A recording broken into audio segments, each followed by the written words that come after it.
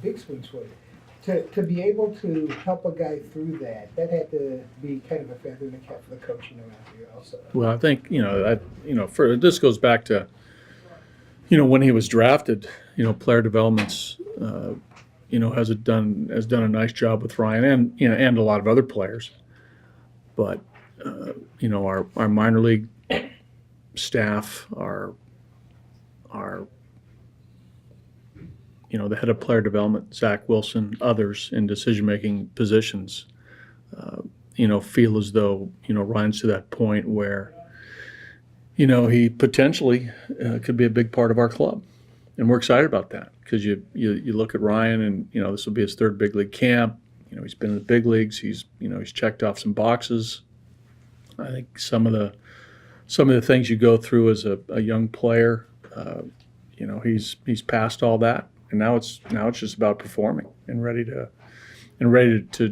truly do it on the field. So there's a lot of things you got to get used to and get accustomed to and get comfortable with. I think he's passed all those things. Now it's just about playing.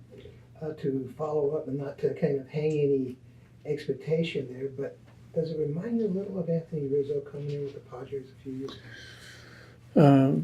A little bit. I mean, I think every player is unique in their path, but you can draw some comparisons in some ways. But I don't want to. I really don't like comparing players unless you're talking about some how you see a player in the future, maybe but a younger player to a player who's established. I mean you can make some cases there, but a lot of players sort of have similar paths, but each of them is different.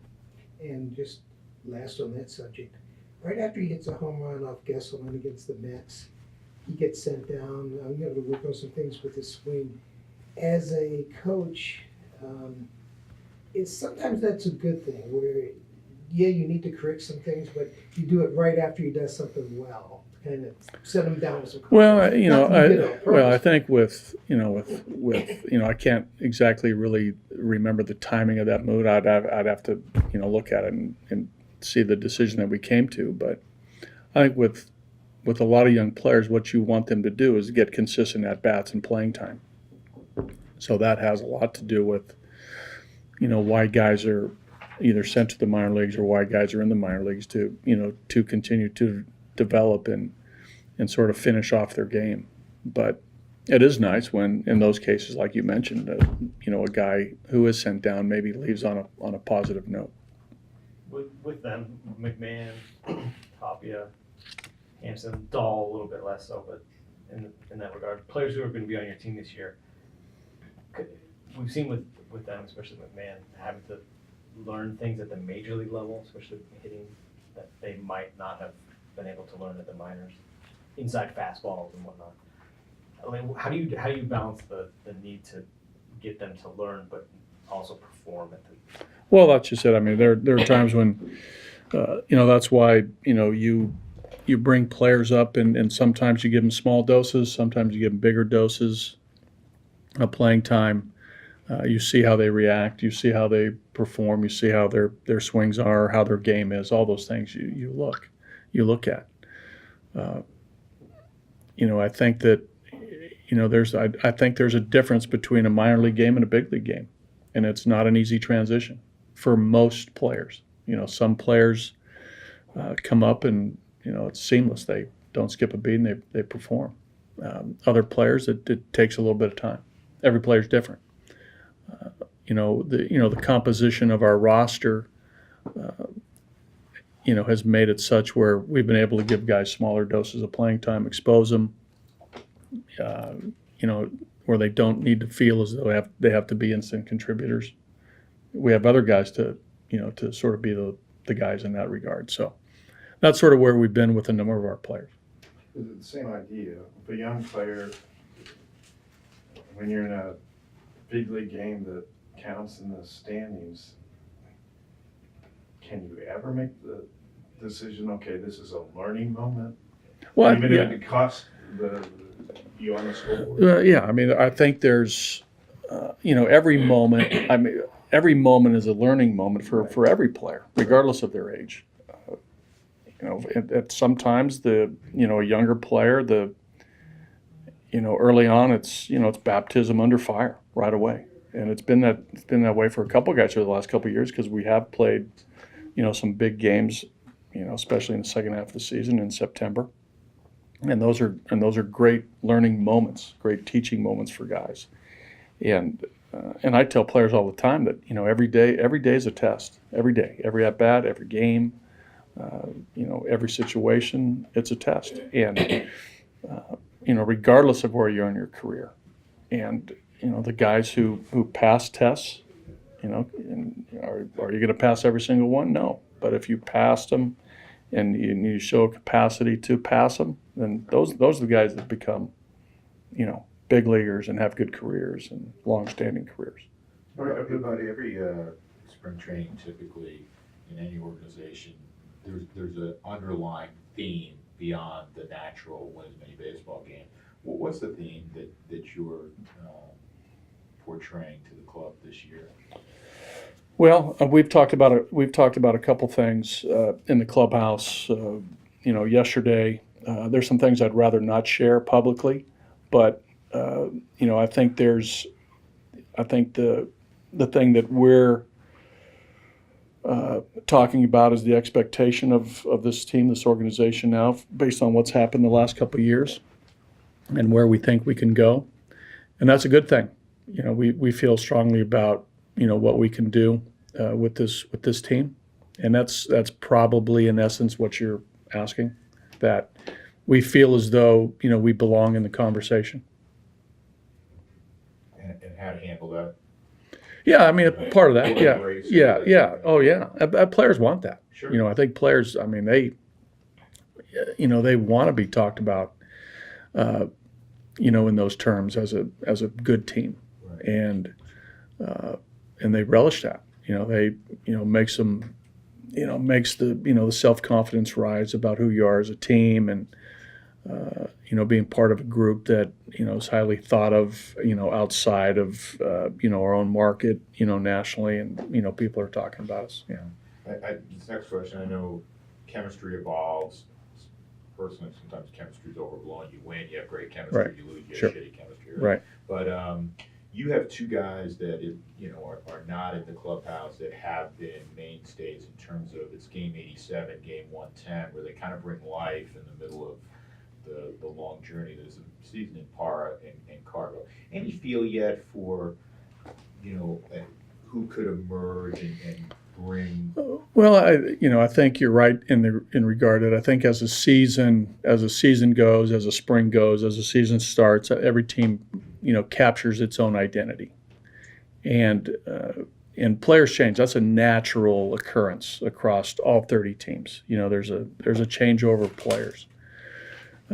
With us, I sense that you're going to see some guys who've been here now for a couple years. Some, whether it's Kyle, whether it's Marquez, Trevor, those guys take a little bit more on in that regard. I think Nolan, Charlie, Desi, Ionetta, those guys have a personality. It's it's different than what the couple of guys who were here last year. Different personalities, but you can never ask a guy to be different and be something that they're not. But our identity will evolve amongst those guys in the clubhouse. But I feel good about the team and what they're all about individually. They're as they're good guys and hard players and tough, and go about it the right way. Daniel Murphy will make an impact. I think Wade Davis, what he does, a year here and comfortable with his teammates and knowing guys, he's impactful in a lot of ways, which is great. So.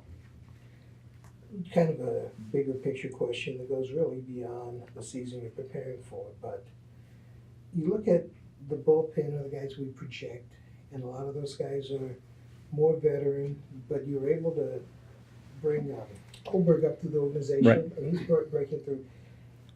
What's the importance of making sure now and in the future that more guys from the organization become bullpen pieces that you needed to Major League level? Well, it's always important to, develop your own players. I think that's, that lends itself to, players who are fully vested in your team, original Rockies, original whatever team they're drafted by. I think that's really good stuff. And when you bring guys up through your system, I think that lends itself to a great deal of internal satisfaction and pride about your system and how you develop players and how they perform. You got to add to that obviously through free agency or trades to give yourself the best team. But I think homegrown players are important, especially I think in the Rockies situation, because you have to we need young players to perform. I mean, there's without getting overly, breaking this whole thing down. I mean, on a team payroll, it's nice to have that balance. So do you find yourself maybe this spring spending a little bit more time, a little more focus on guys like whether it's Estevez, who's I think out of options, but also Tinoco and Yeah. We got some good arms. I think. I mean, there's some good arms there. Yeah, you look. If you go back to spring training 2017 and look at the 30 pitchers, and then look at 30 pitchers now, I'd like to believe that we're in a good spot as far as just the overall talent of the pitchers. There's going to be some hard decisions here at the end if everybody stays healthy and performs like they're capable. When you're talking about 13 pitchers, but it's a little cliche. I mean, that's what you want. You want those hard decisions because that means you're sending some guys down that are talented. So, we feel good about the overall as far as even position players too. Some of the guys we've got coming and some of the guys that have been developed signed and developed through the draft. It's good stuff. Is Estevez all the way healthy? Yeah, he's healthy. He feels great. With Nolan, is there anything you learned about him over the past two seasons that maybe you couldn't see managing against him? It's easy to see from the other side the great talent, right? The all-star type talent. You see the statistics, so you got a good player, but. I didn't. From the other side, you know that he enjoys playing. You can tell that there's a passion to play. But getting to know him, that he really likes to play. I mean, he has a great passion to play, and he has I think a joy when he plays, and it sort of balances. But he's also hard on himself too. During the course of the game, I mean, there's some emotion there when things don't go his way. But, a great worker. I didn't know that. You sort of expect that out of great players, the work ethic, but his is off the chart. His attention to his practice, what he does in practice as far as his defense and his offense and his swing and all the things that players do, top-notch work ethic. When you mentioned just kind of the joy for the game, like I assume most players like their job. Maybe some guys don't, but like how is it different than just kind of the average? Just the way he, when he gets to the ballpark, you can tell everything's directed towards baseball, and that he really likes it. Here's a guy that plays wiffle ball, right, in the wintertime with his buddies. It's like, that's old school, like.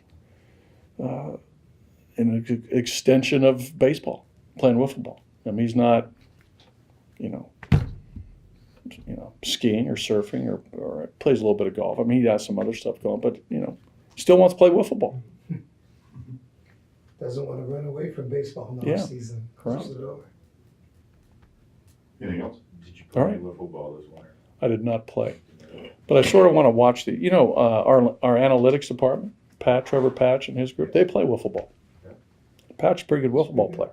You check spin rate and stuff? Yeah, they do all that. Yeah. Okay, so I've got one more. Just going with the catchers. Last year as a group offensively, it wasn't, really say it was Right. fantastic. Are you more focused, you got kind of veteran guys than I had, are you more focused on them taking care of the staff and managing them? Yeah, that's number one priority. The hitting will kind of follow? Well, Is that gonna be a I hope focus so. on them? Hope so. But for me, the number one priority is the defense. You know, what they bring behind the plate in all aspects. You know, all kids. You know, game calling, receiving, block, throw, handling the staff. Yeah, that's number one. Now, don't get me wrong. Do I like the 3-run homer from a catcher or a big 2-out hit? No doubt. And we got to do a little better there offensively from that position. And they'll be the first to tell you. They know their role. They know what's priority number one. But, you know, they also want to hit. Who doesn't want to hit, right? Was there a big hit by a catcher in Chicago? That was a pretty big knock. That was a big I knock. don't remember. Yeah. It was late. I was confused. That was a big knock.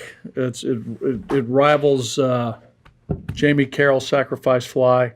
All right? Play at the plate. Yeah. Yeah. Anyhow. All right, guys. Thank you. Everybody. Definitely.